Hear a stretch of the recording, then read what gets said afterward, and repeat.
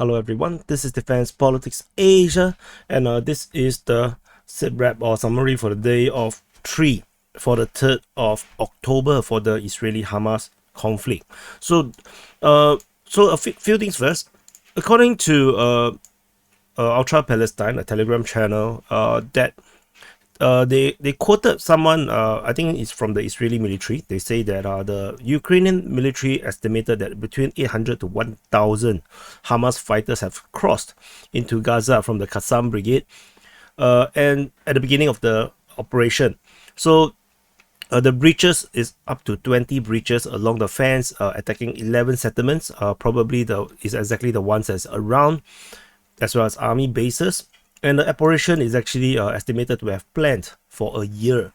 So, but it was kept secret even from the Islamic Jihad. So, which is probably maybe why Israel is struggled to have this intel gather about this operation. Maybe they have something. For sure, they're gonna have something, but they're probably not very sure what it is, because maybe Islamic Jihad, being more extremist, tends to be very loose lips in a way. So maybe they were a bit surprised that Islamic Jihad was actually left out of this operational planning.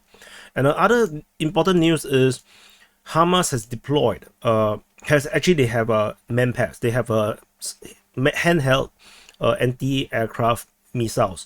And from the footage I see is a Igla type of missile. It looks a lot like the Igla. So that's one thing. And then more surprising is they show off a surface-to-air missile system. It's much bigger. It's around 2 to 3 times bigger than the Igla. This one is you put it on the ground. They set up on the ground, and then it's controlled remotely.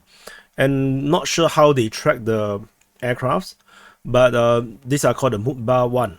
So they actually deployed it yesterday. Over the past 24 hours, they fired 2 missiles at F-16s, and it missed, because there's no claims of F-16 getting shot down anywhere. So but that's very, very impressive, given that they are stuck in a so-called prison, yet they are able to develop a surface-to-air missile system that can target fighter jets.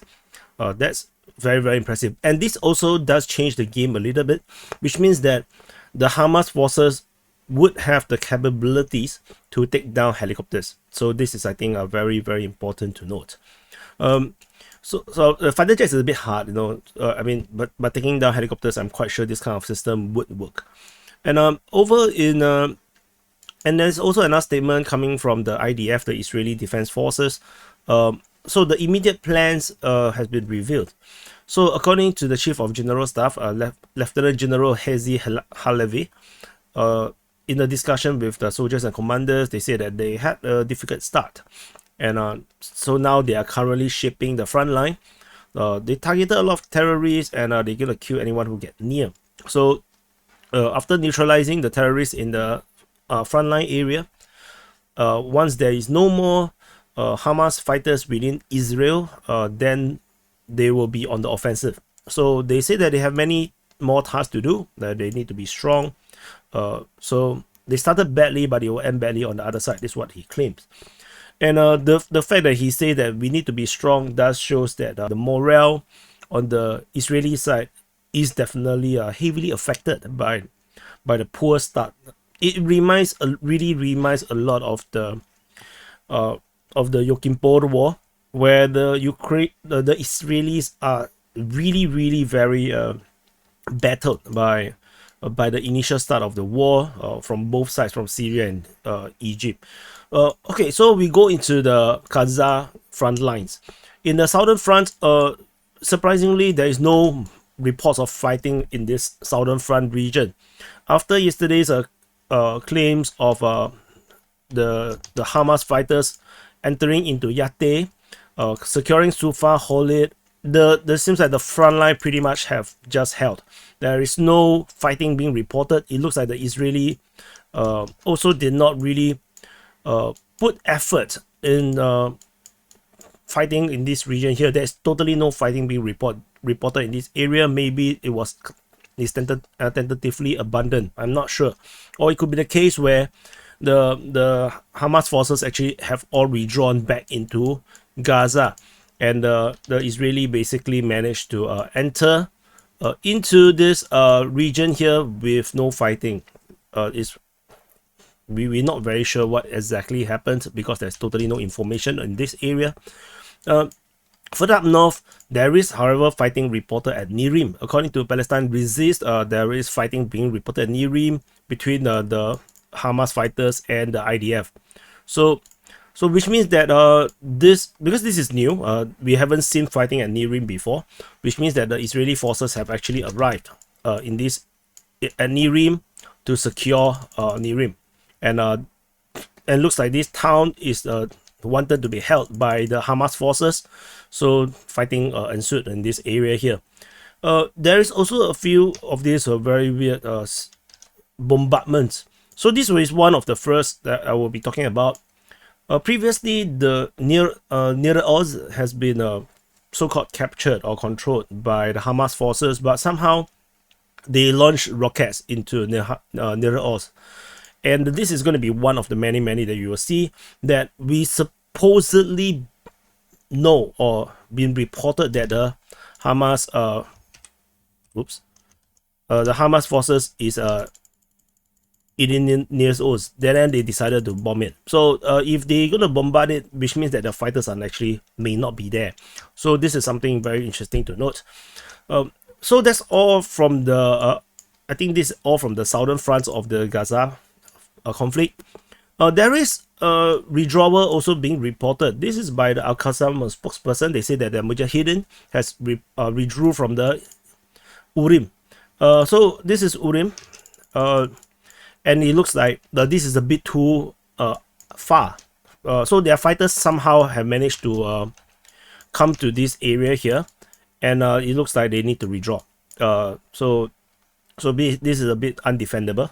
So maybe these Mujahideens are not suicide fighters, because many of these fighters, as I mentioned in previous SITREP, that some of these Hamas fighters are meant to die. They are martyrs. They are there to fight to their death. So and to sacrifice themselves for the greater objective. So these fighters here probably is not. And then we move into the Eastern Front. So that was the so this was the Southern Front. So we move into the Eastern Front, which is here. So in the Eastern Front, there is a lot of shelling. So in positions that even we have declared that it was captured by the Hamas forces, like Nahal Oz, there is shelling reported at Nahal Oz, at Kafir Azza, and as well as at Sa'ad. So the one at Kafir Azza that was fighting reported over here. The IDF themselves reported that they thwarted the Hamas fighters in this area here, and there was exchanges of fires between the soldiers and the militants. So this is very interesting because the IDF attacked Kafir Azza, and it looks like this. The most likely what happened is that the Hamas forces that was defending here is overwhelmed. They withdraw back into Gaza, and then they proceeded to bombard the Israeli forces that is arriving at Kafir Azza, and so which also makes sense because they also shelled Nahal Oz and Sa'ad, which means that all this area here, the Israeli forces have already arrived and trying to do their alleged evacuation operation. I'm not even sure if there's still any civilians remaining in these villages, but the Israeli forces are here. There is also let's go to not go to Nefalsim, because Nefalsim I want to put it as a northern front. There is also shelling being reported at Netivot, and with this salvo firing over to Netivot, and with this Israeli forces arriving at Nahal Oz, I believe this entire Pok here, this Pok is no more Pok over here, and there is no fighting being reported at Shokeda, so there's nothing over there. So the fighting is mainly in this area here, which means a lot of these positions that Hamas forces had previously captured seems to have been abandoned. And further into the rear of the Israeli front line in the Eastern Front, there is also fighting being reported at Rahat, and also at the highway near Mishma Hanegev. So this Highway 25, this is the Highway 25, and according to information from Palestine Resist, they reported that there is fighting along the Route 25 near the settlement of Mishma Hanegev. So these fightings are not, not the front line. This is not the like, oh, the Hamas forces have gone that far. This is not. These are the martyr fighters. Though these are the suicide fighters that is currently operating in the rear, like commandos. For the Ukrainian war, we call them the DRGs. So these are the real DRGs of the Hamas. Essentially they are commandos, because that's basically the job of commandos in countries where we have commandos.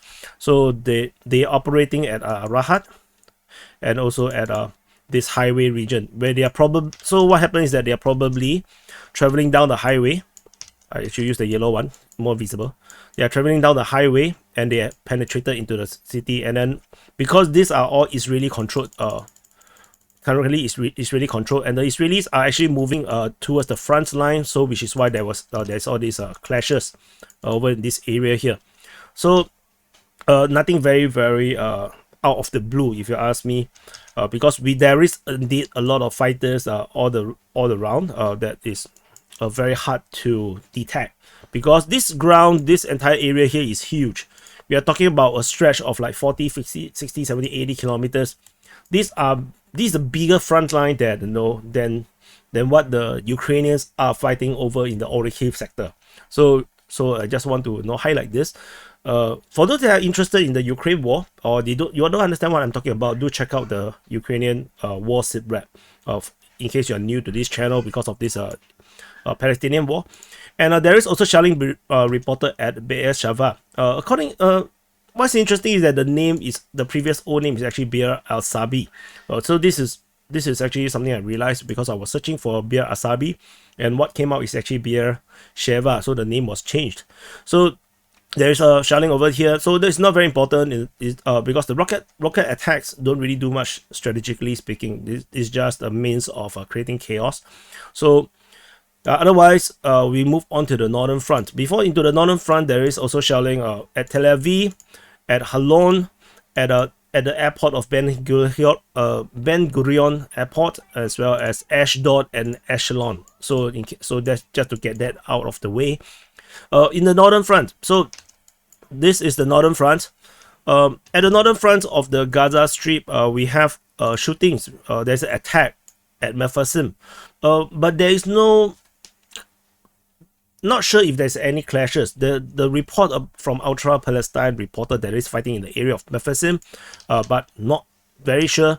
So the Hamas forces continue to stream into Mefasim, and maybe the Israelis are there too, because they are actually just next door at Kfar Aza. So it's conceivable that they are actually at Mefasim. Situation at Sderot is actually continues to be very complicated. The Israeli is still struggling to hold Sderot, with fighting continue to be reported by Palestine Resist and Ultra Palestine. Both reported about the clashes in Zikim and Sderot. So Zikim is another place. And then the Al-Qassam Brigade also then launched rockets into Sderot. So it's very interesting the strategy that the Hamas is deploying, because while they are holding the front line in that area here, they proceeded to shell their position. And knowing these rockets, they are not Grads. Grads at least have the sighting. They can actually kind of have a very decent accuracy. The Hamas rockets they don't seem to have that kind of the sight there where they can actually adjust properly.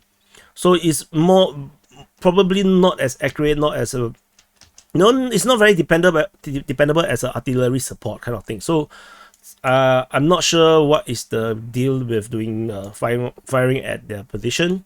It's probably like more as what I said, more for chaos purpose.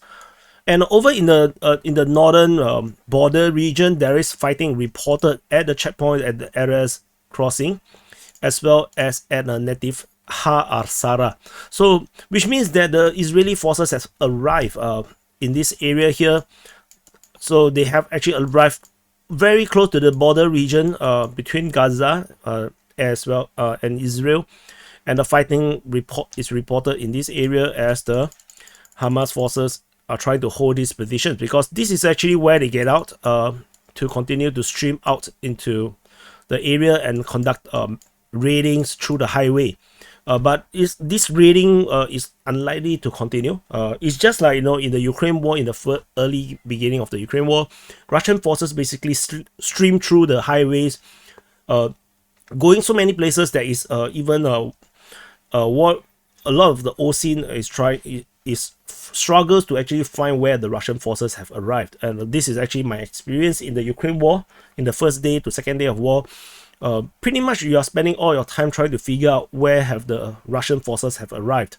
But this is actually very unlikely, because the Israeli forces has already formed up their defense line some distance from the border region, from the Gaza region, and I don't think this raiding operations, like they're using the motorcycle, the cars, is going to do much more, especially if the evacuation continues to be done efficiently. So this is the situation over in this area here. There is still no indication about areas, whether there's any Hamas fighters over there. So yeah, so the operation within this northern part is very interesting, where it doesn't look like the Hamas have very firm control over this entire area. It is just off the border region. And over in the further up north, in this military district area in the Zikim region, there is more fighting reported at Zikim, as well as at this time round at Kamia. So this the Hamas fighters are probably the same fighters that previously landed. Let me change color. Landed in this area continues to do their assault, and with reinforcement coming directly from the fence area, and they are fighting over Zikim and Kamia. So important to note is that to say that they're fighting also means that there is actually Israeli forces in this area here. So the Israelis definitely are actually continue to arrive in this area to conduct operations to hold the front line in this area, which does shows that the Hamas fighters did not go very far.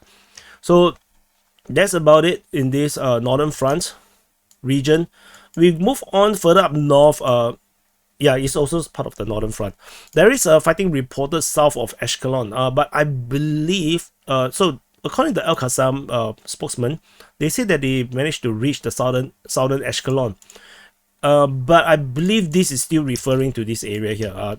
I think this is in this area here rather than Ashkelon itself, because like I mentioned, if the fighting is in this area here and the front line is formed here, then it's unlikely that the Hamas forces are able to penetrate and fight into Ashkelon itself. So I think this makes sense. So that's all from the northern front. We move into West Bank. So in the West Bank region, similarly, this is also getting very, very complicated, and especially this is actually a much bigger region. So we're going to split it into the Jerusalem area, as well as then and the Jenin Nablus region, so in the northern region. So in the Jerusalem region, there is multiple fighting happening all over the place. This area here is a bit more like guerrilla warfare. So for it to be guerrilla warfare also means that fighting can appear at anywhere at any time. So it's going to be very complicated. So do not assume there's a front line. That's the idea, because these fighters can blend back into the population at any time, which means that it's very, very hard to establish any kind of front line. They did shoot and run, and then they just hide away. So there is fighting reported at east of Hebron, at the Kiryat Arba. So there is some heavy gunfire firing at this position. so I will just go through quickly because all these are very random. Interesting is that there is clashes between there is also some clashes at Biat Orma. There's some shelling. I'm not sure why it's shelled into this region here. Let me see. Oh, the buildings is nice, so maybe this is why they shelled into the Israeli controlled places within the West Bank. There is fighting continued appearing again on the eastern part of Jerusalem over at Al-Aqsa. There is a bombardment at Jerusalem. So Jerusalem got bombarded by rockets. So I hope they don't miss and hit their holy temple themselves. And then there is interesting. There's also further interesting things like, you know, the Israelis are raiding the Abad Jabbar refugee camp. So the Israelis are also doing operations within the West Bank. So which also the reason why there's all these clashes happening around. Wherever the Israeli forces or security forces, police, whatever, go around, pot shots happens. This one is particularly interesting because it actually went out of West Bank into the Israeli region. So according to the to Palestine resist, the Tukaram Brigade actually infiltrated into the Enab settlement, and then they actually attacked the settlers over there. This Enab is also known as Abu Ghosh. So which means that the fighters from this resistance movement, I'm not sure, I don't think they are Hamas. They actually entered into Abu Ghosh, and fighting happens over in this area here. Not sure if this will result in a more like further movements of these fighters in this area here. So and then we have further up north over at Kalandia. There is fighting over here, fighting over at the fence west of Ramallah. There is fighting over at Ramallah in the northern district of El Bireh. There is fighting reported at Biat El. There's fighting reported at Nili. So you can see many of these things. Then there is also interesting thing.